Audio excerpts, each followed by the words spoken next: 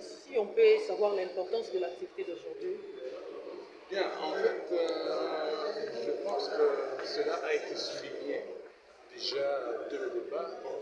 C'est essentiellement la protection des personnes en général, des travailleurs en particulier, ainsi que de l'environnement par rapport aux rayonnements ionisants, qui sont en fait des rayonnements non seulement naturels, mais qui peuvent aussi être émis à partir de choses artificielles.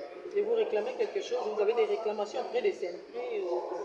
Bien, en fait, ce n'est pas une réclamation comme telle, mais vous voyez, quand il y a des ateliers comme ça, ce sont des forums où on discute sur les difficultés que les miniers, ceux qui ont des autorisations, ont pour pouvoir appliquer correctement la radioprotection.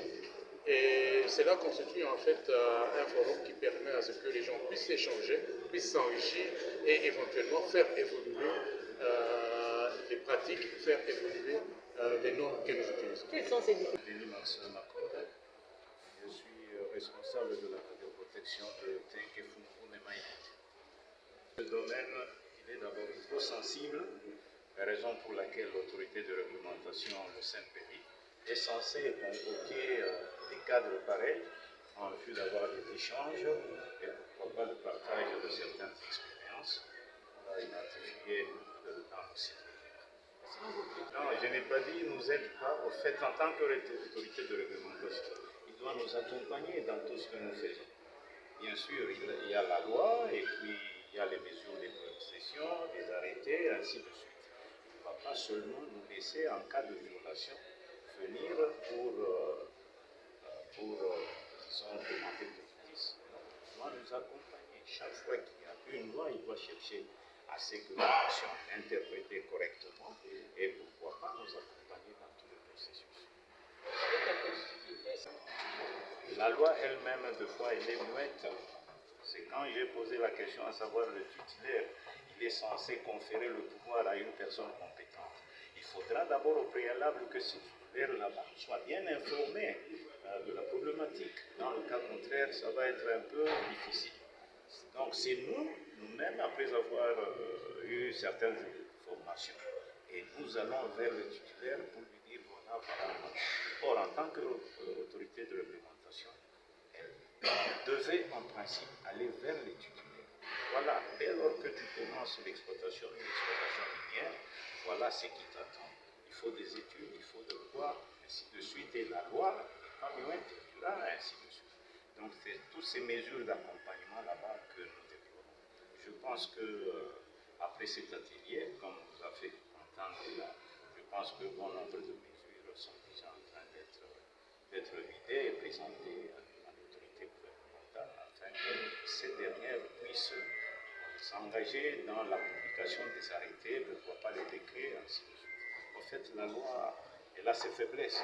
Et ce sont ces faiblesses là-bas qui nous posent parfois à ne pas bien interpréter certains articles, ce qui fait que, des fois, on se retrouve dans certaines situations qui nécessiteraient bien sûr l'application de certaines mesures. Merci. Je réponds au nom de M. Kaïd Ouakaïniti. Je suis agent de Mouta. Mandat, je m'occupe de la protection radiobiologique. Et aussi, je suis surintendant de la santé et sécurité au travail. Monsieur Philippe. S'il faut résumer ça, l'activité d'aujourd'hui a été axée sur la protection de l'homme et de l'environnement.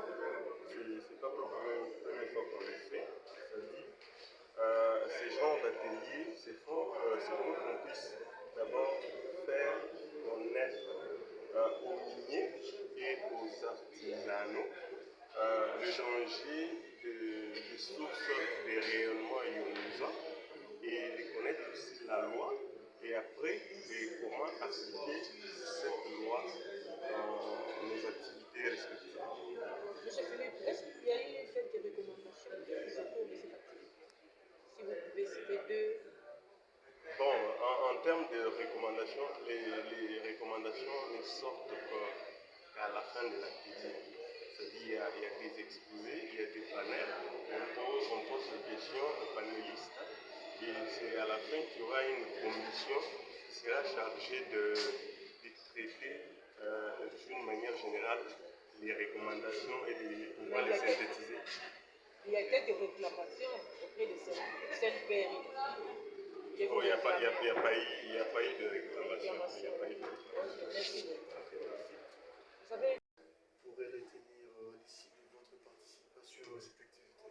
Ok, aujourd'hui c'est une grande opportunité donnée par le CNPRI et le ministère de la Recherche scientifique aux Congolais, aux prestataires et aux sociétés minières, médicales et au public en général de pouvoir comprendre aujourd'hui la loi en matière de radioprotection, les conséquences de tout ce qui est radioactivité naturelle et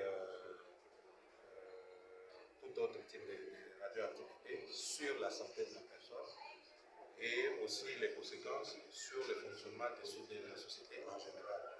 Donc, nous sommes venus en tant que prestataires dans ce secteur-là pour venir participer, mais aussi, comme c'est une conférence scientifique, apporter un peu d'intelligence dans ce secteur. C'est quoi l'objectif poursuivi? L'objectif, comme je venais de le dire tantôt, c'est de vulgariser la réglementation en matière de radioprotection. Merci beaucoup.